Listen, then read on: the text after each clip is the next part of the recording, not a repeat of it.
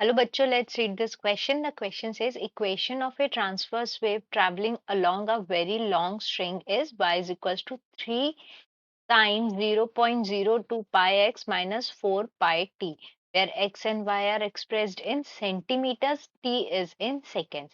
Determine the amplitude, wavelength, frequency, speed, direction of propagation of wave, and maximum transfer speed of a particle string and transfer displacement at x is equals to 3.5 centimeter when t is equals to 0.26 second. इस question में हमें एक equation दिया हुआ है y is equals to 3 centimetres, क्योंकि equation में है sine of 0.02 pi x minus 4 pi t. अब हमें ये बताना है डिफरेंट डिफरेंट पैरामीटर्स हमसे पूछे गए. So the key concept in the question is the wave is represented as y is equals to ym sine of kx minus plus minus से omega t, where ym हमारा क्या हो गया, amplitude, k is wave number and omega is angular frequency. अब इन parameters की help से हम different different other parameters calculate. तो in first part we have to calculate amplitude. तो amplitude is equals to ym, और ym अगर हम compare करें तो कितना है 3 सेंटीमीटर्स, और अगर इसको मीटर में कन्वर्ट करें तो 0.03 मीटर्स. पार्ट बी में क्या पूछा है हमसे? Part B we have find the wavelength.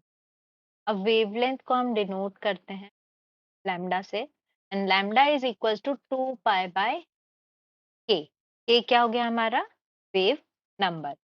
तो 2 पाई डिवाइडेड बाय के की वैल्यू क्या है, के को अगर हम यहाँ से कंपेयर करें तो दिस इज के, कितना हो जाएगा 0.02 पाई. तो इसको सॉल्व अगर करते हैं तो हमें लैम्डा की वैल्यू क्या मिलेगी, lambda is equals to 1 into 10 to the power 2 centimetres. यहाँ सेंटीमीटर इसलिए लिया है हमने बिकॉज हमारा जो x और y है वो सेंटीमीटर और t में रिप्रेजेंट किया है. तो ये जो k है ये होगा हमारा पर सेंटीमीटर, इसकी यूनिट होगी, इसलिए यहाँ पे ये सेंटीमीटर्स आ रहा है. अब पार्ट सी में हमें क्या पूछा है, in part C we have to find the frequency. Now frequency हमारी होती है डिनोट f से, and f is equals to हमारा क्या होता है, omega is equals to 2 pi f. तो फ्रीक्वेंसी क्या हो जाएगी, ओमेगा डिवाइडेड बाय 2 पाई.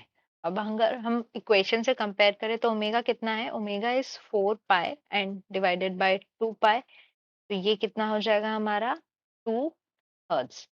अब डी पार्ट में क्या पूछा है, in part D we have to calculate.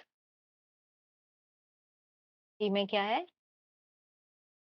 Direct speed. तो स्पीड का फॉर्मूला होता है, speed is equals to denoted by v is equals to omega by k. Omega कितना है 4 पाई, k कितना है 0.02 पाई.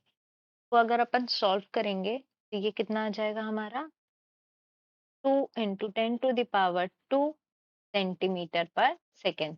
क्यों, क्योंकि ये हमारा पर सेकेंड है और ये हमारा पर सेंटीमीटर है. ये आ गई हमारी स्पीड. अब ई पार्ट में पूछा गया है डायरेक्शन ऑफ प्रोपोगेशन. तो अब आप देखिए यहाँ पर हमने माइनस साइन से, इक्वेशन में हमें क्या दिया हुआ है, यहाँ पे माइनस साइन दिया हुआ है. तो माइनस साइन डिनोट क्या करता है, when negative is present in front of omega, it means wave is propagating